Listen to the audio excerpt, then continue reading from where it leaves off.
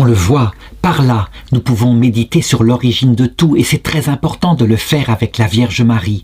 Quand nous aurons une vision profonde, d'ensemble, de tout ce qui a été la geste de Dieu pour nous sauver, on peut dire qu'on sera avec elle intelligent dans la foi et donc capable de la défendre.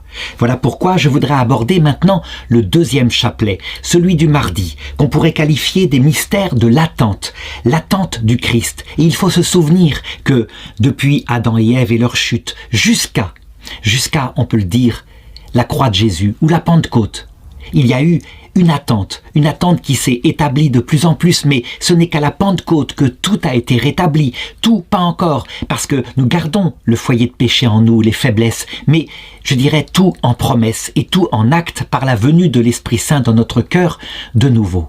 Et donc je voudrais méditer dans ce deuxième chapelet avec Marie cette attente de nos ancêtres, cette attente que nous continuons de vivre pour certains d'entre nous, d'entre nos frères qui n'ont jamais entendu parler du Christ, et ça peut être nos propres enfants. Au nom du Père et du Fils et du Saint-Esprit.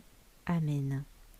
Je crois en un seul Dieu, le Père Tout-Puissant, Créateur du ciel et de la terre, et en Jésus-Christ, son Fils unique, notre Seigneur, qui a été conçu du Saint-Esprit, est né de la Vierge Marie, a souffert sous Ponce Pilate, a été crucifié, est mort, a été enseveli, le troisième jour est ressuscité des morts, est monté aux cieux, est assis à la droite de Dieu le Père Tout-Puissant, d'où il viendra juger les vivants et les morts. Je crois en l'Esprit Saint, à la Sainte Église catholique, à la communion des saints, à la rémission des péchés, à la résurrection de la chair, à la vie éternelle. Amen. Notre Père, qui es aux cieux, que ton nom soit sanctifié, que ton règne vienne, que ta volonté soit faite sur la terre comme au ciel. Donne-nous aujourd'hui notre pain de ce jour.